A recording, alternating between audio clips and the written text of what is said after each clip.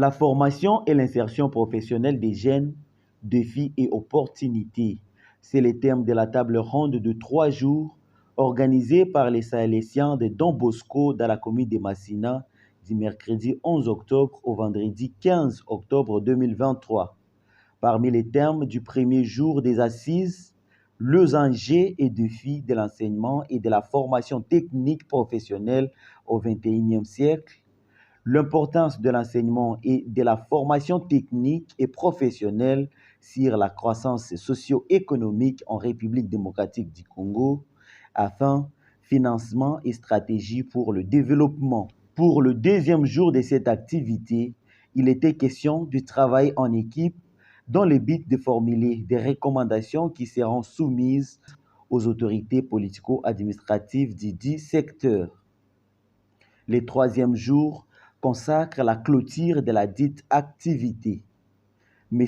Odianyembo résume. Cette première table ronde sur la formation et l'insertion professionnelle des jeunes, défis et opportunités a réuni plus de 70 participants, dont 25% de femmes. De l'ouverture des travaux. L'ouverture officielle des travaux était marquée par 2 temps forts, une série de prises de parole des responsables des Sahéliens de Don Bosco comme structure organisationnelle d'une part, et d'autre part, les mots des officiels de l'État, dont le président du comité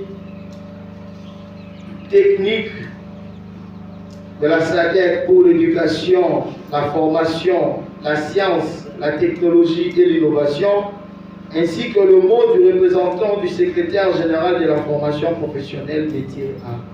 Tour à tour, le révérend père Joachim et le père provincial Aurélien Mukangwa ont placé le mot sur le centre Don Bosco.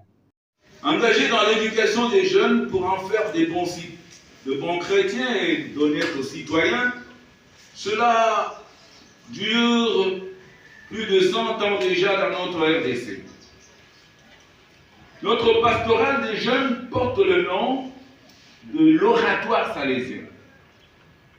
L'Oratoire salésien, c'est une paroisse qui évangélise, c'est une maison qui accueille, c'est une école qui éduque à la vie, c'est une cour de récréation où on se rencontre en amis.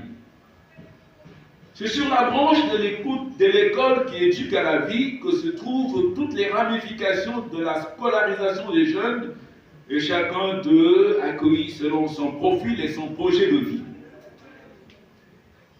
Dès les origines de son apostolat auprès des jeunes Turunois, des œuvrés, Don Bosco a commencé par leur offrir un métier pour quitter la condition des délinquants et a été le premier à élaborer aussi un contrat de travail pour ces jeunes lauréats et leurs patrons ou employés, de manière à améliorer la qualité de vie de ces jeunes apprentis.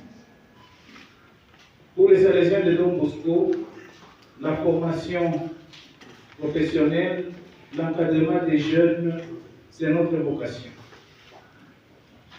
Et tous ceux qui travaillent avec nous, laïcs, religieux, religieuses, sont là pas pour faire carrière, mais pour la vocation. Travailler, collaborer avec les Sahéliens de Don Bosco dans leur vocation.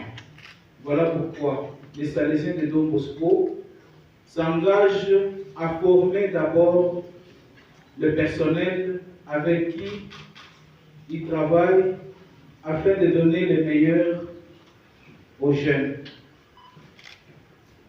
Les jeunes qui sont avec nous, ils sont les protagonistes de leur propre formation. Voilà pourquoi nous tenons compte d'eux. Ils font partie de notre communauté éducative et pastorale. Nous avons besoin de les écouter. Nous pouvons donner beaucoup d'orientations, mais si les jeunes eux-mêmes ne sont pas impliqués, nous risquons d'échouer notre entreprise. Voilà pourquoi je nous invite, à la fin de cette table ronde, de pouvoir mettre les jeunes au centre. Et si nous mettons les jeunes au centre, nous pouvons garantir l'avenir de notre pays. Le président du comité technique, M. Zawadi Manyembwe, a réagi par rapport aux recommandations formulées par les participants de ces assises. Moi, je crois qu'en ce qui concerne le financement de la formation professionnelle, pour ne pas dire le financement de l'éducation en général, le gouvernement a mis en place des dispositifs de financement innovants. Il y a un fonds alloué pour la promotion de l'éducation. Deuxième point, c'était par rapport à l'insertion des jeunes. L'insertion des jeunes, aujourd'hui, moi je crois que quand il s'agit de la formation professionnelle, nous devons plus établir l'insertion sur l'auto-employabilité et sur l'insertion dans le monde du travail. Parce qu'aujourd'hui, le seul employeur congolais, c'est l'État. Il n'y a pas vraiment des entreprises privées qui viennent, mais en attendant qu'ils viennent, l'enfant qui fait terminer la formation professionnelle doit avoir la notion d'entrepreneuriat en lui, pour qu'en sortant de la formation professionnelle, il soit son propre chef.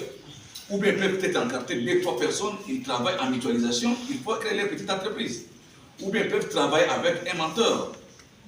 Ils sont là, peut-être ils ont fait la maroquinerie, ils peuvent être placés sous la responsabilité d'un expérimenté, avec un petit fonds, remboursable bien sûr, ils travaillent, ils montent les petites affaires. M. Gilles Madedika, directeur, chef des services formation professionnelle et représentant du secrétaire général de la formation dans cette activité, a clôturé les assises. En outre, elle m'instruit de vous dire qu'au regard de la réforme entamée pour asseoir un vrai système de formation professionnelle et d'apprentissage de métier en République démocratique du Congo, les amis du Don Bosco restent un partenaire privilégié au vu de son credo, celui d'enferrer des compétences à la jeunesse congolaise afin qu'elle soit le levier moteur du développement de notre pays, mission qui corrobore seule du ministère de la formation professionnelle et métier. Pour ce faire, il reste ouvert à tout échange allant dans le sens de sceller un partenariat. Sur ces mots, je déclare close les tables rondes de la formation et d'insertion professionnelle des jeunes sous les termes défis et opportunités. Je dis